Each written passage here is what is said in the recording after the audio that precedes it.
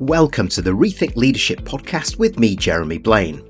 I interview leaders, experts and business professionals from around the world who are bringing leadership principles and know-how into the digitally driven 21st century workplace, with focus firmly on the how-to rather than the what.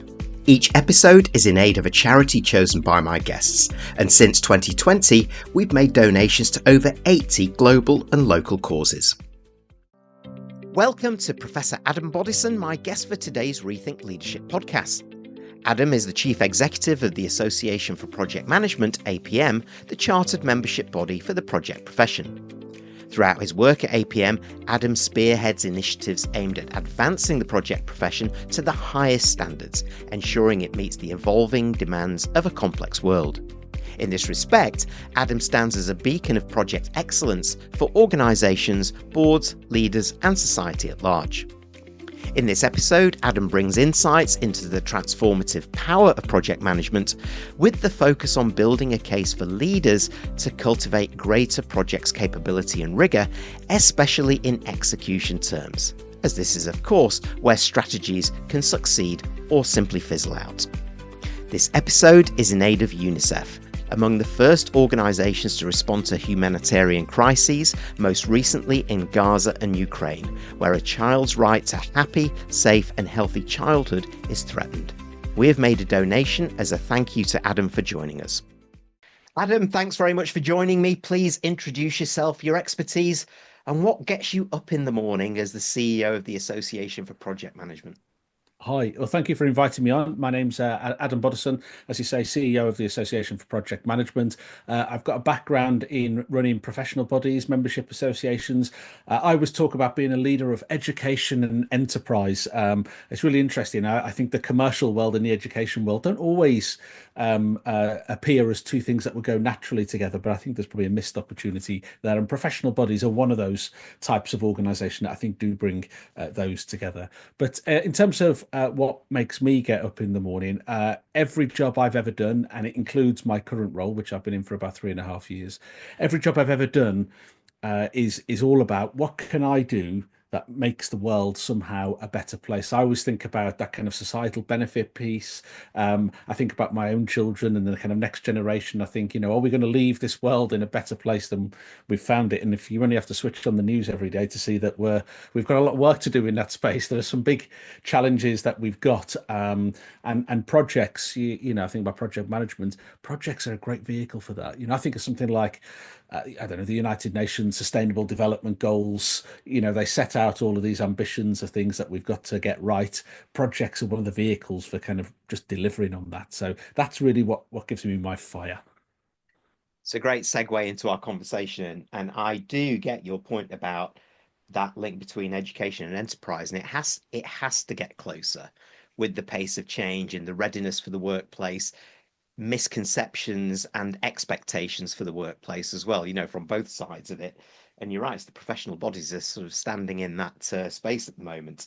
And you also embody one of modern leaders who is a force for good. And for us, with all that leaders are juggling at the moment, to be able to have that balance is something stronger, what others can learn from.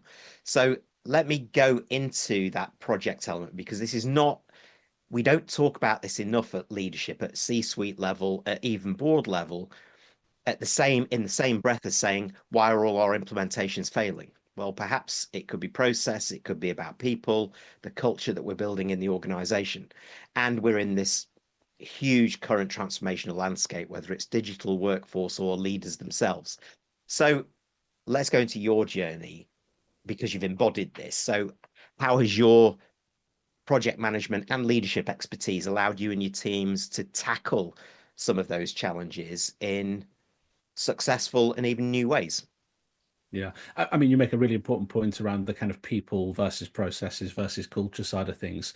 And whilst project management has all of those things in it, it's not the obvious go-to thing for leaders, is it? I always think sometimes when I talk to, some of my colleagues who are CEOs of other organizations and so on, and if I start talking to them about project management, you can sometimes see the shutters come down. That's not what I do as a leader. It's almost somehow it's some kind of technical or administrative part of their organization. But if I was to have exactly the same conversation, and I've done this by the way, but I interchange the words project management for strategy execution, um, all of a sudden all the shutters are open. Everybody's interested, right? We want to know why we can how we can get our strategies implemented perfectly, how we get the vision that's in our head or on our kind of plan to come to fruition in the best possible way to minimize the risks and deliver maximum value. Of course, every leader in the world wants that. So I think there is something around the image of the profession, the project management profession, and the kind of language that we use and the terminology that we use. But let's suppose we've got past all of that, and we've got our people in the C-suite to say, okay, we can see that there's something in this. What are the tangibles kind of in there? So I always talk about the kind of the three P's, P3M we call it. So project, program, and portfolio management.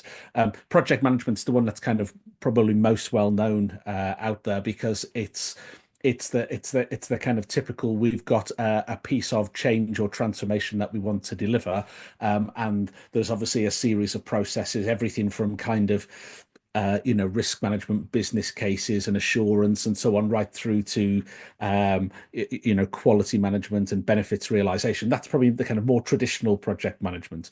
Your program management, I would say, is even more relevant to the C-suite, because this is where you've got multiple projects happening with probably interdependencies. So the classic I see at the moment in organizations is when, I don't know, maybe they're doing some kind of digital transformation, like they're putting in a new CRM system or something like that.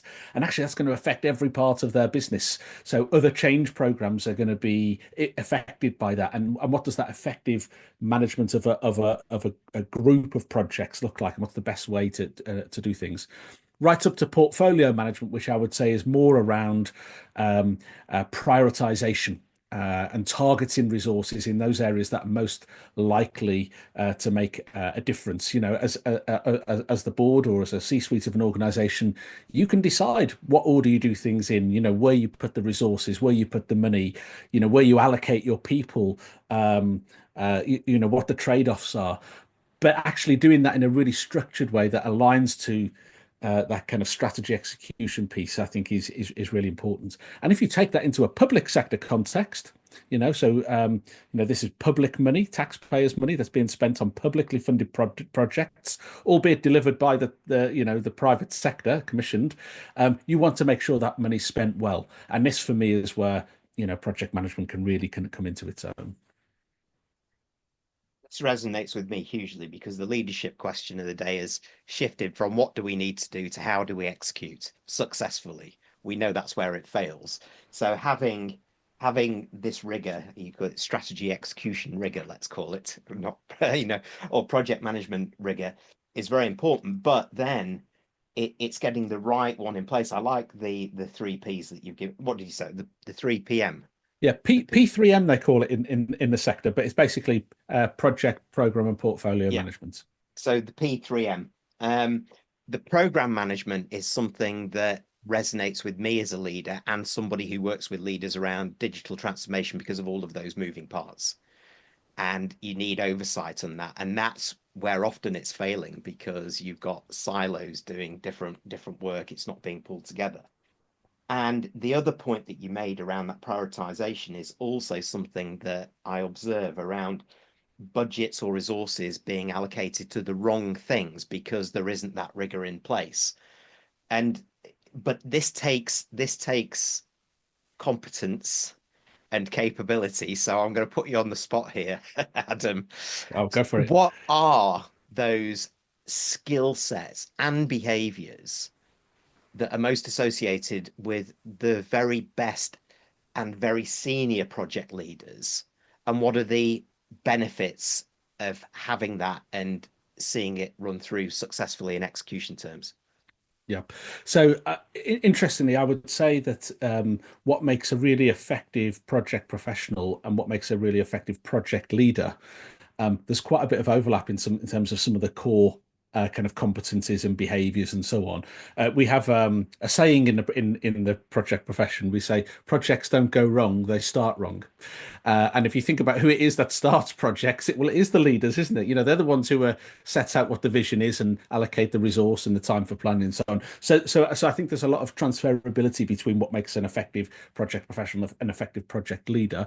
But to drill down into some of the specifics, I would say it's that people side of it which is going to be very important. To put that in context, if anyone who's listening to this, I would say think of any project that you've ever delivered. Could be a good one, could be a bad one, but think about what was the reason that it went exceptionally well or was a complete disaster. Was that to do with people or was it to do with processes? And my hunch is that most people listening to this are going to say, oh, there was a person or a group of people that was the determining factor which made it go, really well or not. And that's not to say, by the way, that process isn't important. And of course, you'd expect for project management, people often think it is all about process. Process is important. That's a foundational layer. But the people bit, I actually think, is even more important again. And some of those skills in there, I would say things like effective stakeholder engagement, communication management, I think is really important. We've all been in organizations where there's some change going on, but it's not quite been even if it's good change, if it's not been communicated well, it creates all kinds of chaos in organizations. And of course, things will sometimes not go to plan. So therefore, you need to be really good at conflict resolution as well. What happens when people have different ideas of what success looks like? How do you, as a leader, actually bring those people or different groups of people behind a kind of common vision, which might not be what either of those groups signed up for in the first place? That's a skill, and we will all know people who are good at that, and probably all know people who are less good at that as well. And so there's team management, leadership, and the final thing I think I would just really plug, and I can't emphasize this enough, is the kind of the ethical piece of this. We only have to look at what's going on in some parts of the world at the moment to see that there is a bit of a backlash against ethics and inclusion and things like this. I personally think delivering projects for the public good is really, really important. We have a strapline at APM, Association for Project Management. We say, when projects succeed, society benefits. And if we can't see that direct straight line from the effort that we're putting in to deliver a project to that societal benefits realization piece, then we start to think, actually, is this something we should be putting our expertise into? Well, you just put something in my mind, and I've got to ask you the question. This is go for those outside of the UK. There's a big project that the last government put in place called HS1, which is a high-speed railway link up to the north, which has now been halted, stopped in part. Nobody really knows. With your project hat on, what's gone wrong there, Adam? Well, it's a good question. So HS2, Where'd start? HS2, one of our corporate partners, of course, we have about 500 corporate partners, one of which is HS2. In fact, lots of the publicly funded organizations are linked with us in some way. Now, it's a really interesting one. This is a classic example of where you have politics and projects mixing together, and it doesn't always end up that going as well as you might hope, because what happens is you get, for example, scope change. So for people who are not familiar with this language, when I talk about the scope, I'm talking about, what are the deliverables that we've contracted, if you like. So government says, we would like HS2 to be built, and this is what we want. And then they tender for that, and companies bid for the work, and then on they go. But of course, as we know from watching the news, different politicians come and go, different leaders come and go, different things happen locally. There are all kinds of different contextual changes that happen. And HS2 doesn't get built in a vacuum. It's built in this world of changing politics and dynamics and priorities. And what happens when someone says, actually, do you know what? We haven't got the money we thought we had at the beginning, or we've discovered some things now that we didn't know at the beginning. It's going to cost more than we thought.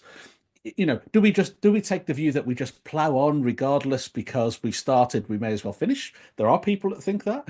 Do we say, okay, we've got cut our cloth accordingly. We need to, maybe cut out some of the trimmings and we'll have a bit more of a kind of budget version of it. There are people who think that.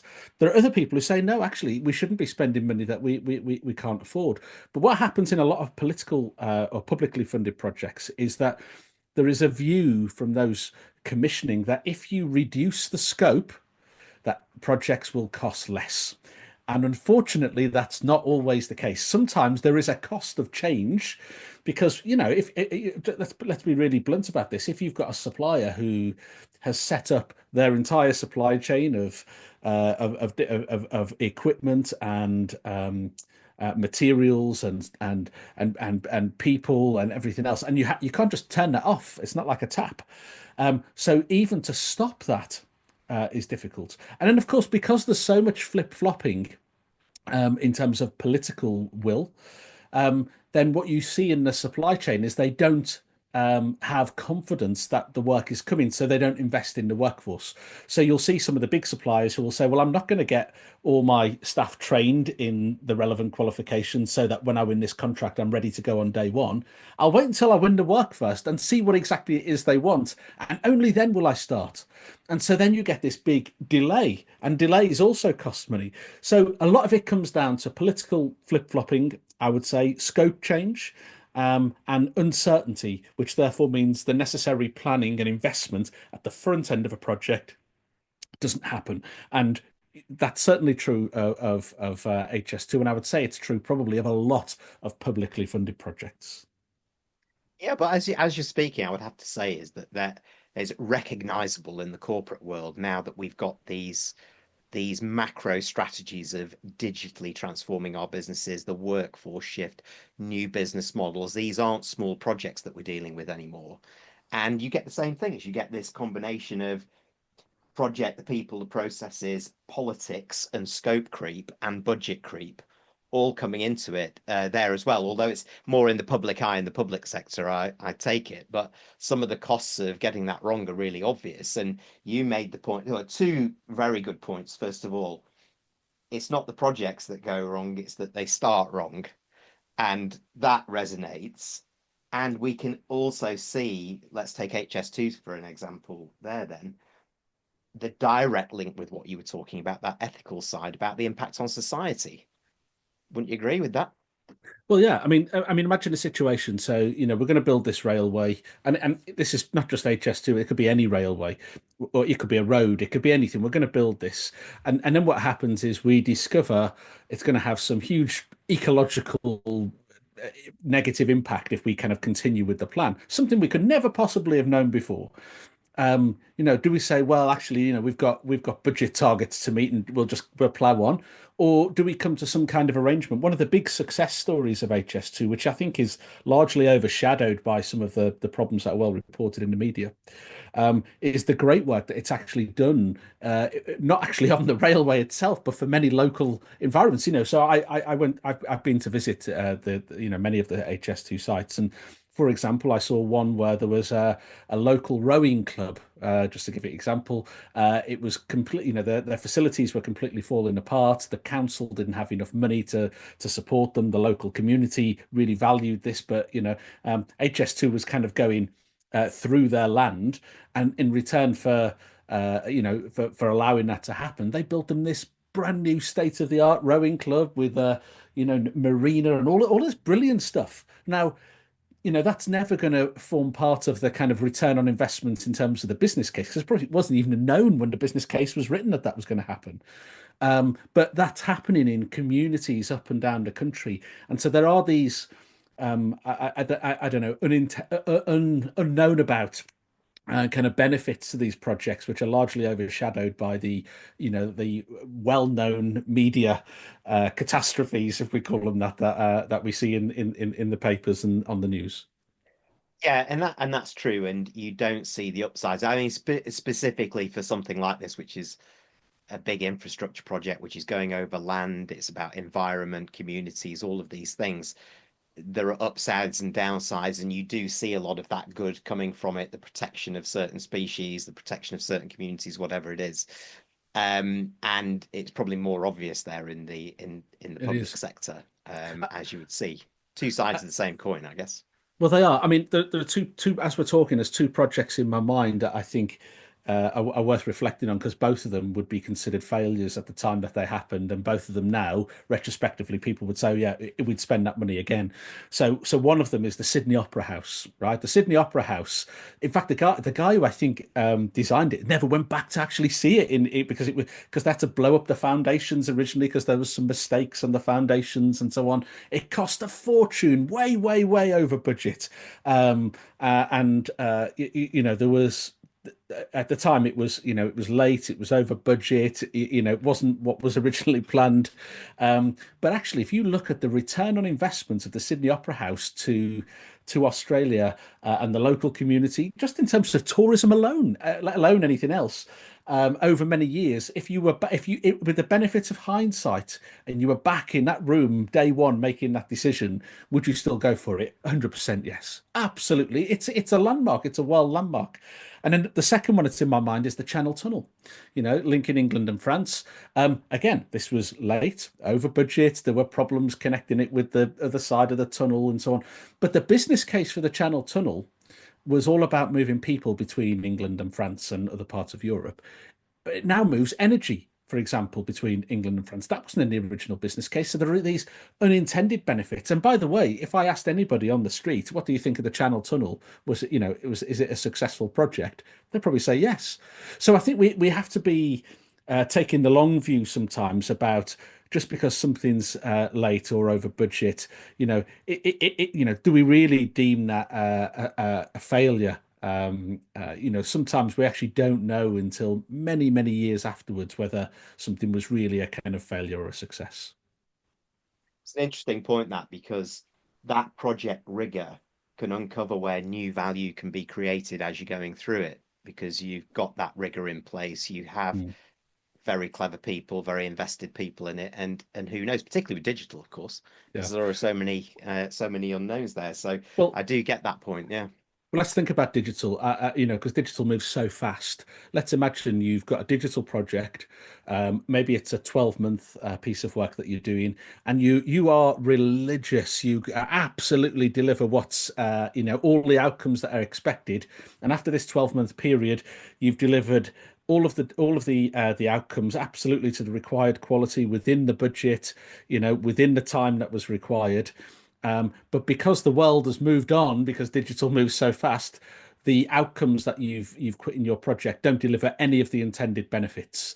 That can happen. They have a great expression for this in the Netherlands, by the way. It's a medical expression. I'm sure you've heard this before. The operation was successful. The patient is dead. In other words, we've delivered all of the outcomes, but none of the benefits. Again, it just opens this whole Pandora's box of what do we really mean by a successful strategy execution, a successful project delivery. It can't just be about time, cost, and quality. It must be about benefits, and benefits we can't really understand until much further into the future. So with that in mind, there'll be many leaders tuning into this saying, right, I get this, the whole point about execution and execution rigor. I Some of them will not be looking at it this way. So for those that haven't fully embraced the project leaders toolkit, let's call it, Mm. or the execution toolkit from a project lens, what would be your top three actionable strategies for them in navigating their own transformations, changes in the workplace, whatever it is? Yeah, great question. First thing for me is, we've talked all the way through this conversation about the role of leadership, C-suite, and so on.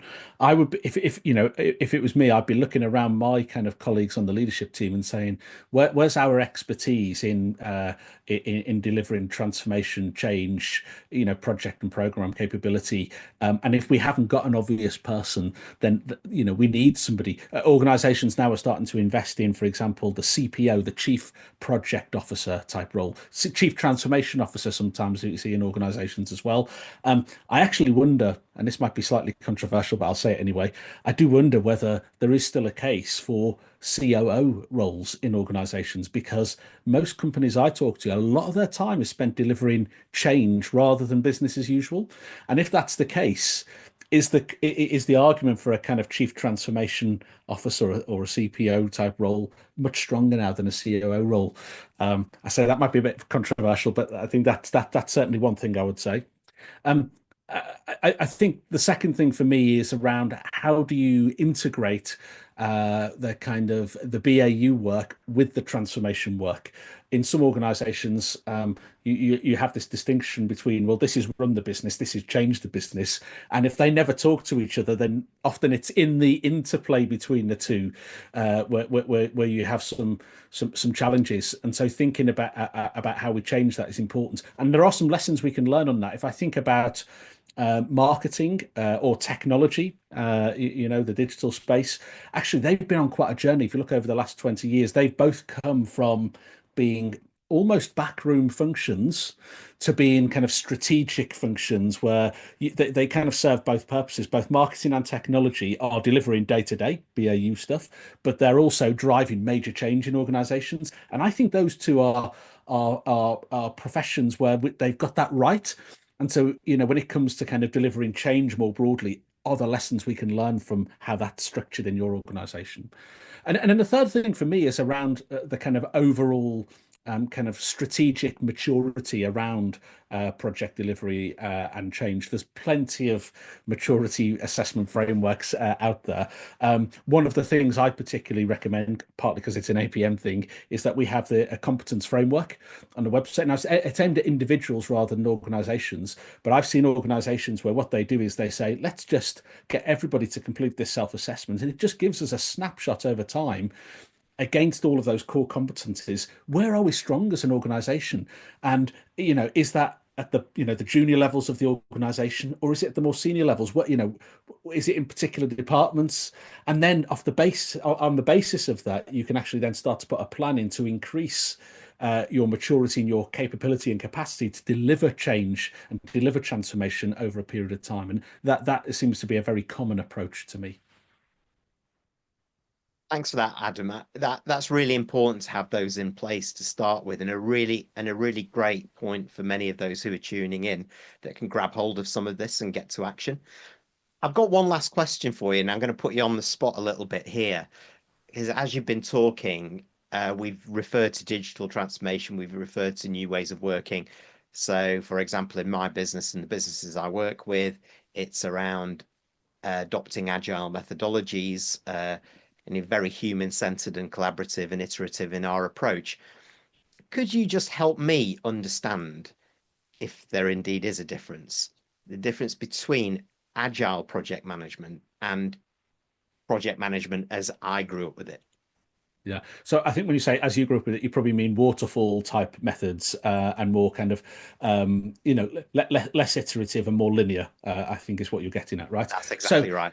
So when I talk about project management or project delivery, I'm talking about the full spectrum. So that includes the kind of more linear approaches, and it includes the more agile, small a agile approaches. And by the way, there's a whole load of hybrid methodologies as well. Critical chain methodology is another one that's come up, which is somewhere between that kind of linear and agile.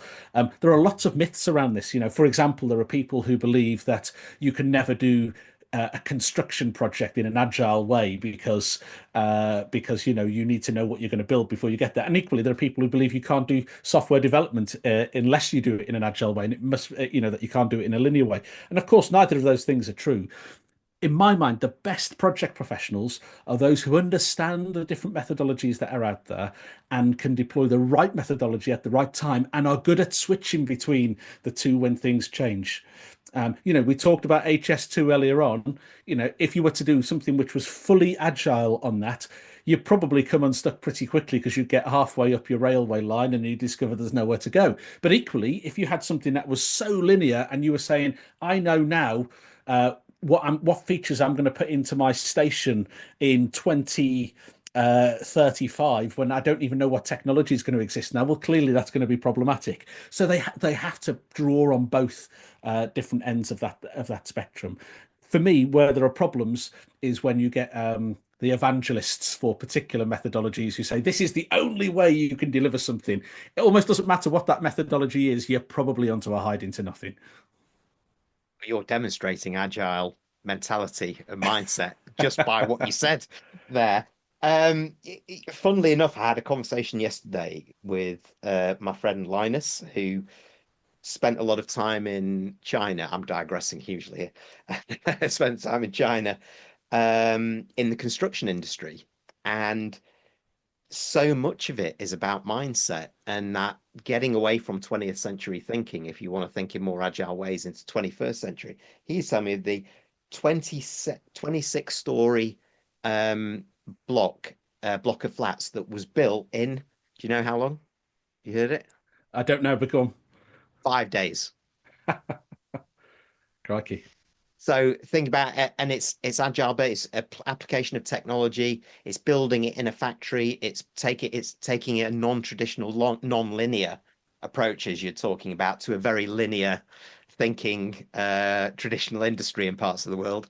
Right. So that came immediately to mind from that point of view, and maybe that's happening in all industries and all disciplines like leadership. We just need to maybe think differently. Adam, what do you think? Yeah, as I said before, I don't think it's about evangelism around any particular approach, but the ability to shift and combine different methodologies is absolutely the way to go.